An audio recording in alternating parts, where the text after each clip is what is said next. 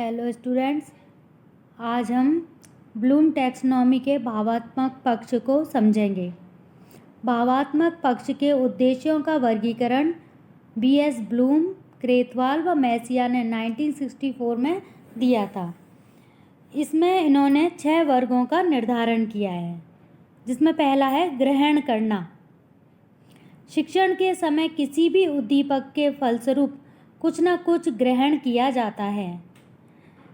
शिक्षार्थियों द्वारा संवेदनशीलता के परिणाम स्वरूप क्रिया करने के द्वारा जो कुछ भी ग्रहण किया जाता है वो इस ग्रहण करना के अंतर्गत आ जाता है। इसके लिए शिक्षार्थियों में क्रिया के प्रति जागरूक होना तथा क्रिया करने की इच्छा शिक्षार्थियों में होनी आवश्यक होती है। दूसरा है अनुक्रिया। ग्रहण करने के बाद शिक्षार्थी प्राप्त ज्ञान के अनुसार अनुक्रिया करता है। इससे प्रेरित रहते हुए शिक्षार्थी अनुक्रियाओं में सहमति दर्शाता है, अनुक्रियाओं की आवृत्ति को बढ़ाता है तथा अनुक्रिया के बाद संतोष की प्राप्ति करता है। तीसरा है अनुमूलन। जीवन में काम आने वाले मूल्यों की जानकारी करके शिक्षार्थी द्वारा उनमें से कुछ को अपनी ओर से मान्यता प्रदान करता है।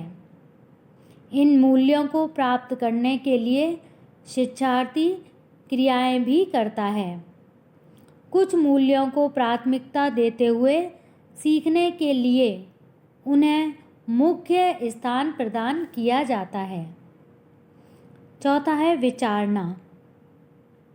अनेक मूल्यों में से किसी मूल्य को या किसी विशेष मूल्य को शिक्षार्थी द्वारा महत्व देना यह विचार करने के अंतर्गत आ जाता है।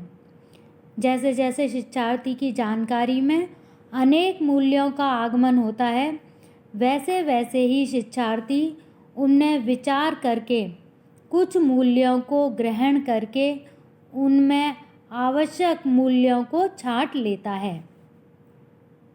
पांचवा है व्यवस्था। शिक्षार्थी द्वारा निर्धारित विभिन्न मूल्यों को एक व्यवस्थित क्रम प्रदान करना व्यवस्था के अंतर्गत आ जाता है। शिक्षार्थी की जानकारी में अनेक मूल्यों का प्रवेश होता है। इन मूल्यों में से कुछ को शिक्षार्थी द्वारा मुख्य स्थान दिया जाता है। ऐसे में मूल्यों को शिक्षार्थी के द्वारा की गई व्यवस्था को एक व्यवस्थित क्रम में रखा जाता है। और छठा है विशेषीकरण। मूल्यों के सामान्य समूह को ध्यान में रखकर शिक्षक यह जानने का प्रयास करता है कि शिक्षार्थियों के मूल्यों को किस विशेष क्रम में व्यवस्थित किया गया है। इसके बाद ही शिक्षक द्वारा मूल्यों के विकास में किए गए कार्य को सफलता प्राप्त होने की संभावनाओं में वृद्धि होती है। भावात्मक पक्ष में विभिन्न कार्यों का निर्णय भी किया जाता है।